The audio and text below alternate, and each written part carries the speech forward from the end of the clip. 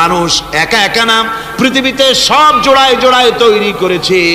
উদ্ভিদের মধ্যে জোড়া তৈরি করেছি, প্রাণী জগতের মধ্যে জোড়া তৈরি করেছি।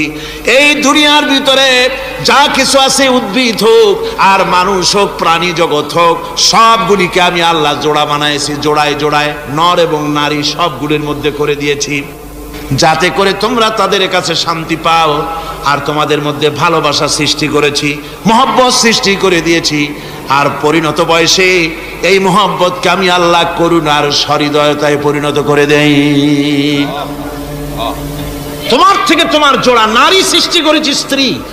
সেই স্ত্রীর কাছে তুমি তোমার স্বস্তি শান্তি ফিরে পাবে। আর যখন বৃদ্ধ হয়ে যাবে, তখন এই ভালোবাসাটাকে আমি করুণা আর মহব্বতের মধ্যে পয়দা করে দেই। এর দ্বারা এই ভালোবাসা এবং মহব্বতের মাধ্যমে সন্তান সন্ততি পৃথিবীতে আসে, নাতি আসে, পৌত্র আসে, পৌত্রী আসে। এভাবে করে আত্মীয় স্বজন পরিবেষ্টিত অবস্থায় দুনিয়ায় মানব বংশ আমি এভাবে করে বৃদ্ধি করি। আর এরপরে মানব সৃষ্টি করে মানুষকে এক পরিবেশ সৃষ্টি করে দিয়ে তাকে কথা বলারও আমি ভাষা শিখিয়েছি। আল্লামাহুল বায়ান, মানুষকে আমি কি শিক্ষা দিয়েছি? কথা বলতে আমি শিক্ষা দিয়েছি।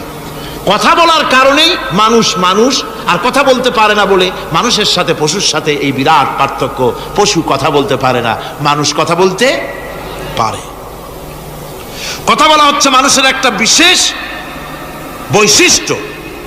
আরে বায়ান শব্দের অর্থ শুধু কথা নয়, বায়ান শব্দের অর্থ হচ্ছে চেতনা, বুদ্ধি, অনুভূতি, প্রজ্ঞা, মেধা, চিন্তা, বিবেচনা, ইচ্ছা শক্তি, প্রতিরোধ শক্তি, এ সবগুলি বায়ানের ভিতরে সীমাবদ্ধ।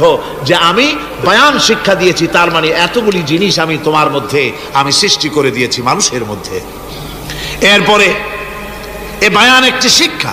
শিক্ষা বলতে বুঝায়, এই শিক্ষাটা আল্লাহ সবাইকে দিয়েছেন। মাছ সাঁতার কাটতে পারবে, পাখি আকাশে উঠতে পারবে। পাখিকে আল্লাহ ওড়ার ক্ষমতা দিয়েছেন। মুরগির বাচ্চা ডিমের থেকে বের করে পানির মধ্যে ছেড়ে দিবেন, ও সাঁতার কাটতে পারবে না। আপনি আমারে কোন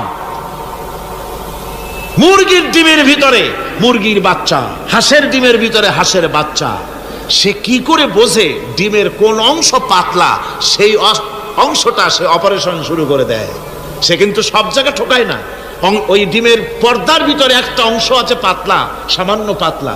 সেই পাতলা অংশ সে ঠুকঠুক করে একটুখানি অপারেশন করে, পর্দাটা ফেটে যায়, সেখান থেকে সে বেরিয়ে আসে। কে শিখালো যে এই জায়গায় ঠুকঠুক করে আওয়াজ কর, বেরোতে পারবি? কে শিখালো? আল্লাহ পাক শিক্ষা দিয়েছে। এটা বায়ানের অন্তর্গত।